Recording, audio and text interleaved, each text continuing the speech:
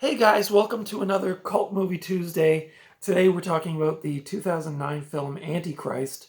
Um, you can see I'm deeply concerned and disturbed by this film. This was the second time I watched this just recently to do this review, and it is whoa baby, probably one of the heaviest movies I think I've ever seen. So we're going to dive into that. If you like this content, give me the thumbs up.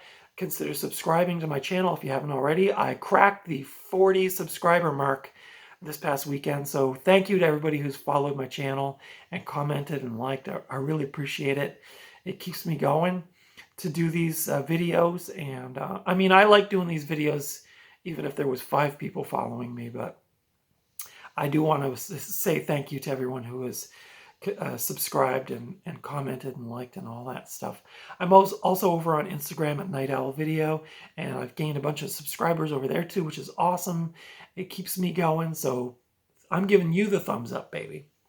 So today we are talking about the 2009 film Antichrist from Lars von Trier. Lars von Trier is a controversial character, there's no doubt about it. He's made some really great films.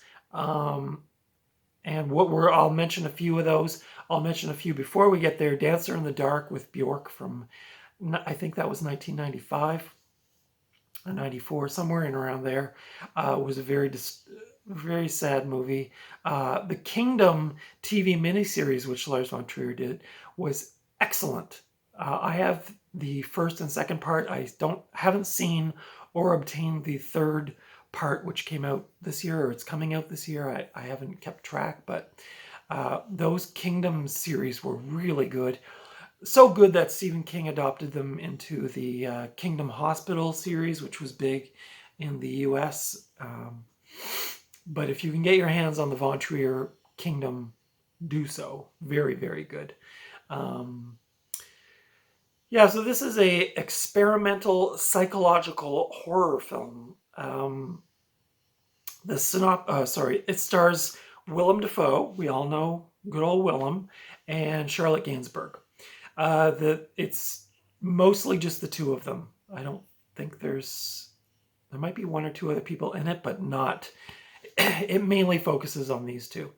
The synopsis is: a grieving couple retreat to their cabin in the woods, which they call Eden, hoping to repair their broken hearts and troubled marriage. But nature takes its course and things go from bad to worse. So you can see on the cover here, they're making some love. And in the opening scene of this film, they're getting busy, and their son, who is probably 2 or 3 years old, climbs up onto a desk and goes out the window of their apartment and subsequently dies. And this is what causes this heaviness, the heartbreak, and this is why the couple decides to retreat to the woods and see if they can repair their troubles. Let's see if the back gives it a better.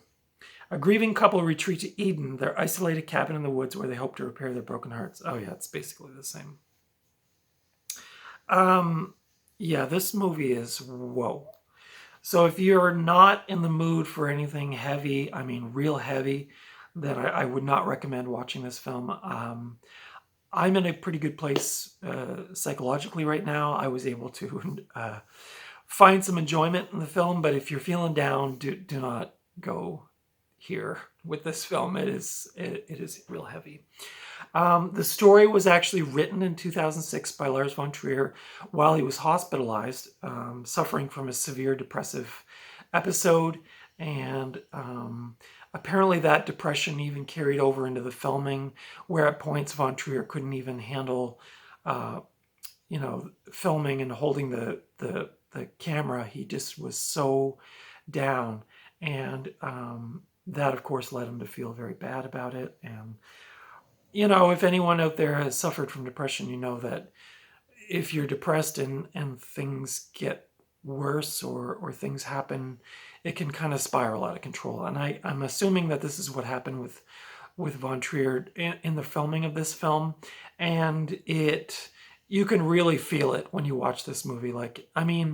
The film itself deals with depression, but you can really feel the heaviness in this production. So it got made, but I feel like Lars von Trier probably suffered quite a bit through the filming of this movie. It's considered the first entry in the unofficially titled Depression trilogy, which also includes Melancholia from 2011 and Nymphomania from 2013. I've seen both of those ones once.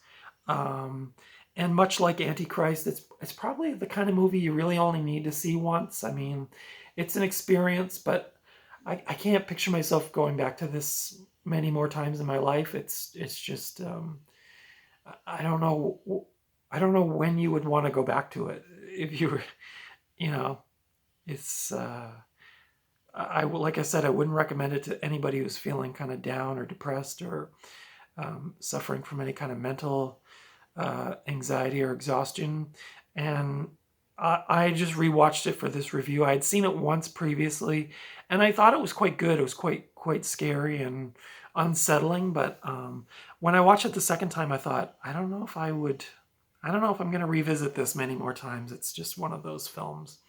The budget for the film was $4.3 million, and it made $7.4 million at the box office. Apparently, during the writing of this film, Lars von Trier was watching a lot of Japanese horror movies, such as The Ring and Dark Water, and that he used some of those films as inspiration for this, I guess, for the tone and the darkness. But I think he also commented that it kind of like, he went in kind of wanting to make a horror movie, but it turned out to be something kind of even stranger than just your straight up horror movie. It's very unsettling and more of a psychological thriller, I guess. The film was made entirely in Germany, which I think was the first time von Trier had filmed in Germany. But the fictional setting for the movie is in Seattle. The film is dedicated to Andrei Tarkovsky, who was the director of such films as Solaris and Stalker. You may be disappointed, but I don't know. I feel like I started to watch Solaris, but I checked out on it. I don't know. Those movies are not easy to come by. I guess if you got probably like some boutique or Criterions or something. But it's not really my budget, and I definitely don't see them out and about when I'm thrifting for DVDs. So someday I'll probably get to them. I know they're very well loved movies and well respected films. But anyway, von Trier dedicated this film to Tarkovsky. So the themes in the film are obviously sexuality is real heavy in this, depression and anxiety, religion. There's a lot of stuff. I mean, I could probably spend an hour talking about just the themes in this film, but suffice to say, it's there's a lot going on in here, and it's very heavy. So it's a lot about or it is about the relationship between Gainsbourg and Dafoe, and it gets very extreme towards the end of the film. I mean, you're watching Charlotte Gainsbourg go through this mourning of the death of their child, and Dafoe, who I think he's like a psychologist in the film, is kind of trying to help her work through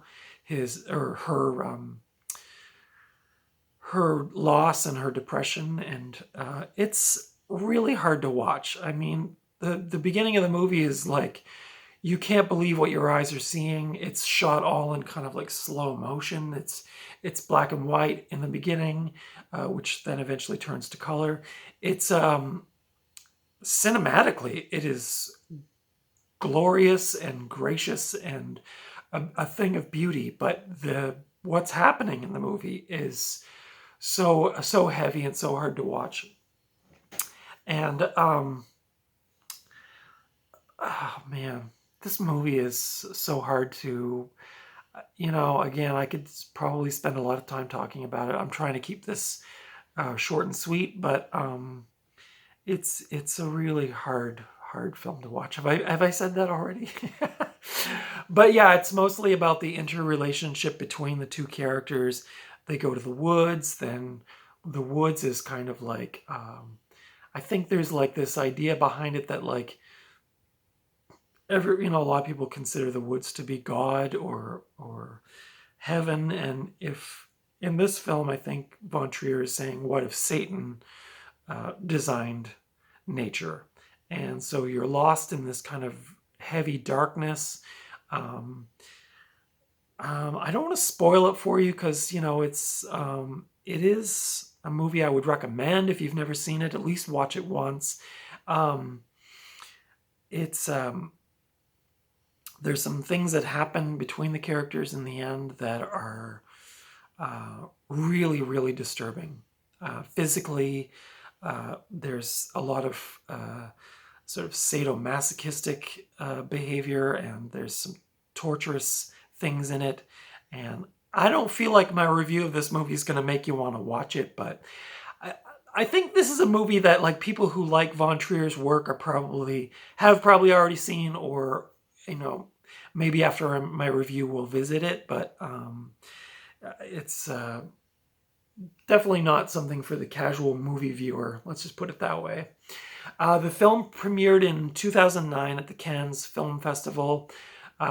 Then at the Venice Film Festival, Von Trier went on to win the Silver Lion Award, and Gainsbourg won for Best Actress. The the critics praised the artistic expression in the film, but they were deeply divided on the content and the themes. There were many walkouts from the theater, people watching it. There were apparently, which I read, were 4 people fainted while watching the film due to its graphic content, sexuality and violence. Probably more the violence. The sexuality in it is very graphic, but it's I think it's the violence that probably set a lot of people off, because there's one thing that happens to Willem Dafoe in the movie that is really, really disturbing, and I think that's probably where some people fainted. So, this isn't a movie where maybe if you think back to like Night of the Living Dead, where people had never seen anything like that, and they threw up or ran screaming from the theater because they thought it was real.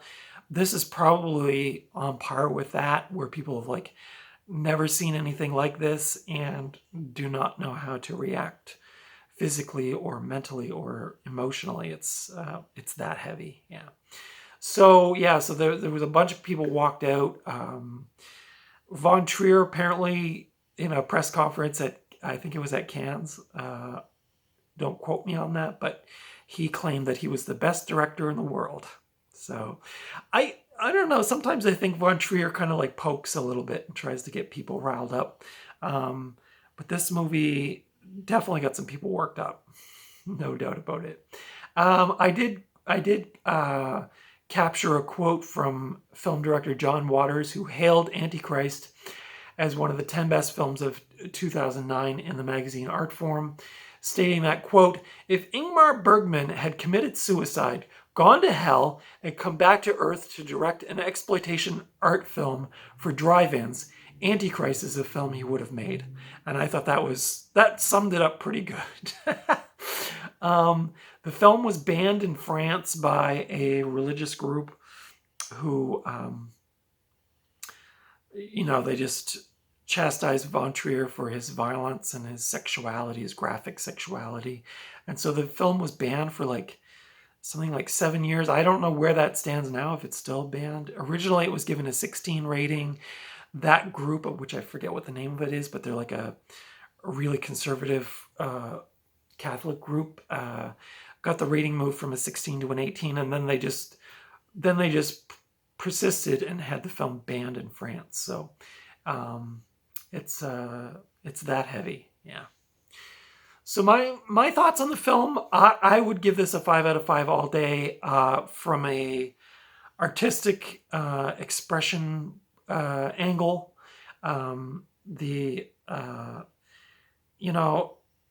again, it's not a movie I think I'll probably revisit many more times in my life. But I would say if you love Von Trier's other work, you would probably like this one. It's thematically different, but similar, like aesthetically, I guess. This edition here is the 2009, what's the name of his company? It was put out in part by Von Trier's production company, Zentropa, which unto itself has a bunch of controversy. This is 108 minutes color, presented in 16:9 aspect ratio. The audio is English 5.1 Dolby Digital. It's rated 18 for brutal violence and explicit sexual content. This edition was put out by E1 Entertainment One. Sorry. This is a movie I only saw this once out thrifting, and I bought this one. So this is not I don't think a very common film to find out in the wild, but there's the back. Even actually, I didn't comment, but even this, I'm pretty sure this is the poster that was put out in Europe when it came out, and there was a bunch of controversy even about just the poster alone. So Von Trier probably knew he was in for a ride even before the film came out. This has a little warning sticker, what's not even a sticker, it's right on the actual artwork, which says, contains explicit content some viewers may find offensive. So, you know, Von Trier. Now, Roger Ebert of the Chicago Sun-Times said a powerfully made film. So it critically, I think, like, people who appreciate film and appreciate this type of film probably really enjoyed it. But like I said, again, it's not for everyone. And for your casual movie viewer, probably not going to be your thing. But yeah, that's kind of all I have to say about Antichrist. The cover art is just the poster itself.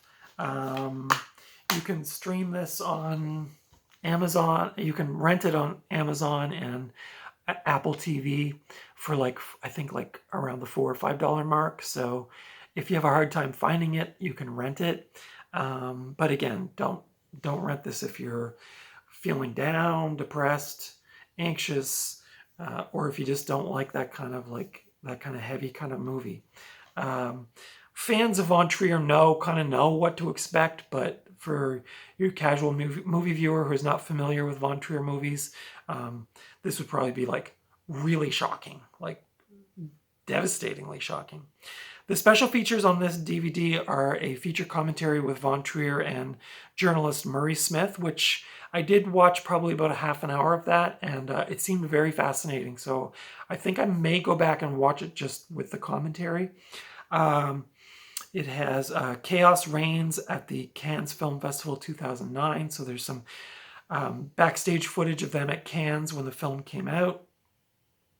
Confessions About Anxiety, Eden production design, the sound and music of Antichrist, the Three Beggars, the animals of Antichrist, the makeup effects and props of Antichrist, the evil of woman, the visual style of Antichrist, and cast interviews. So for this kind of basic DVD edition, there's actually quite a few special features.